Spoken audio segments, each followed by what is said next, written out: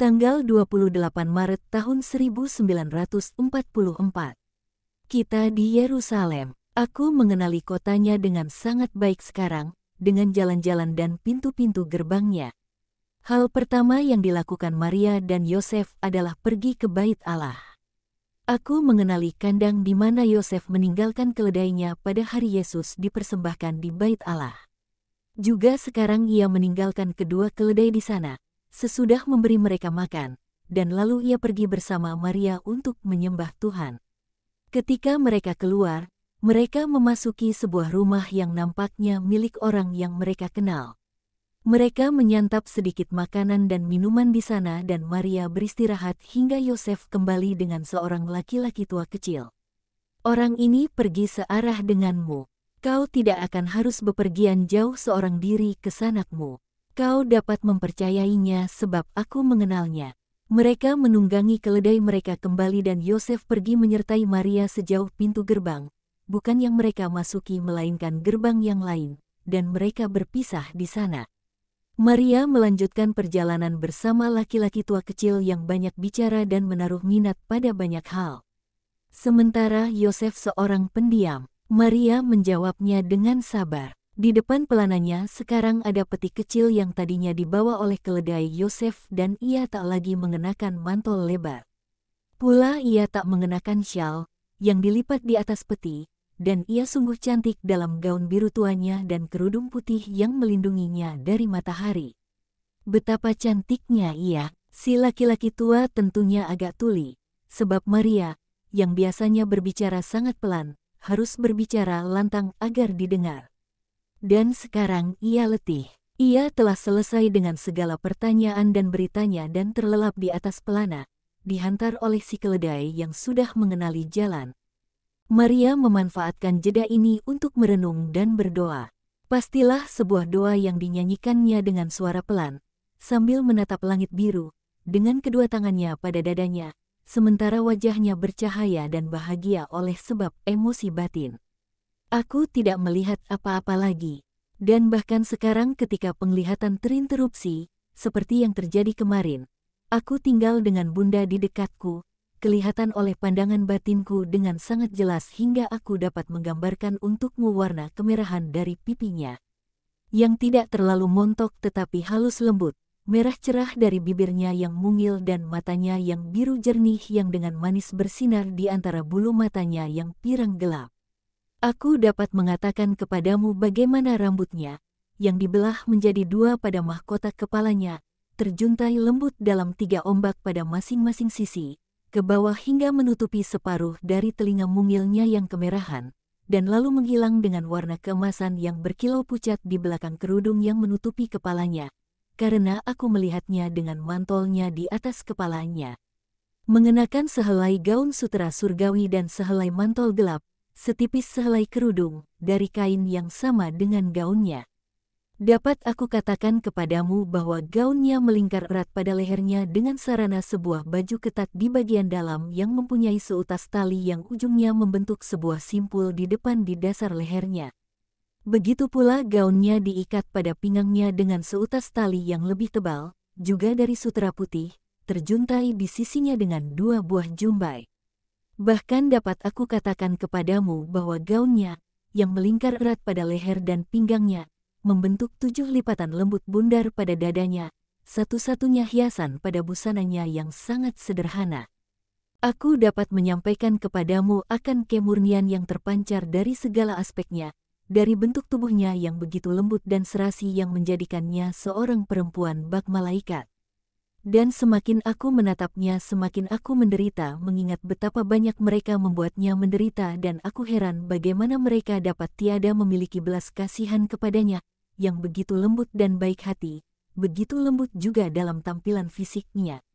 Aku menatapnya lagi dan aku dapat mendengar sekali lagi segala teriakan di Kalvari, yang juga tertuju padanya, segala cemooh dan hinaan, segala kutukan yang diteriakkan kepadanya sebab ia adalah bunda dari si terhukum.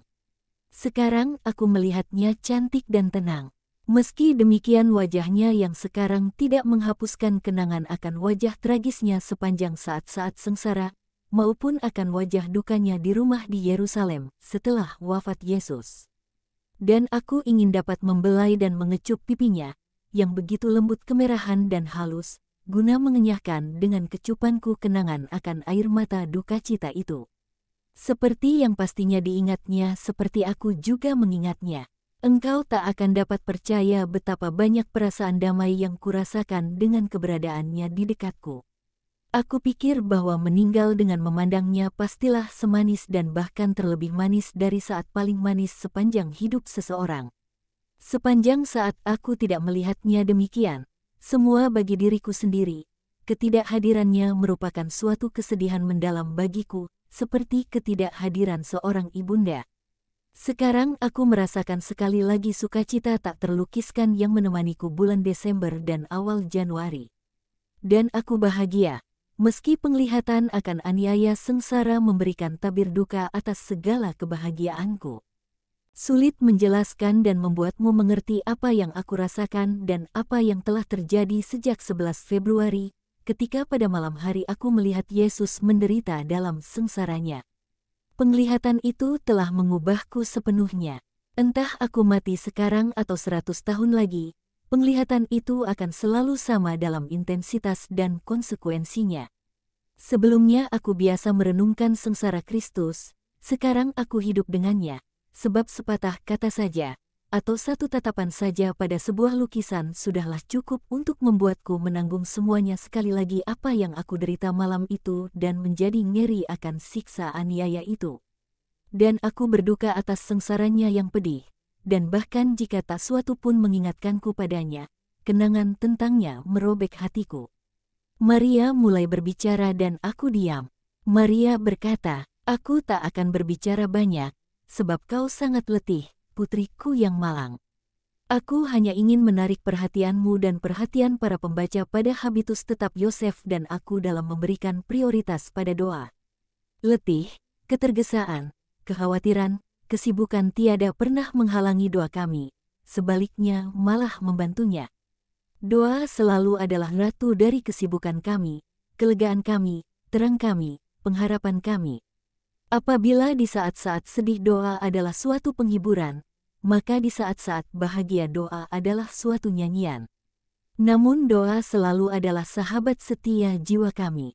Doa melepaskan kami dari dunia, dari pembuangan kami, dan mengangkat kami menuju surga, tanah air kami.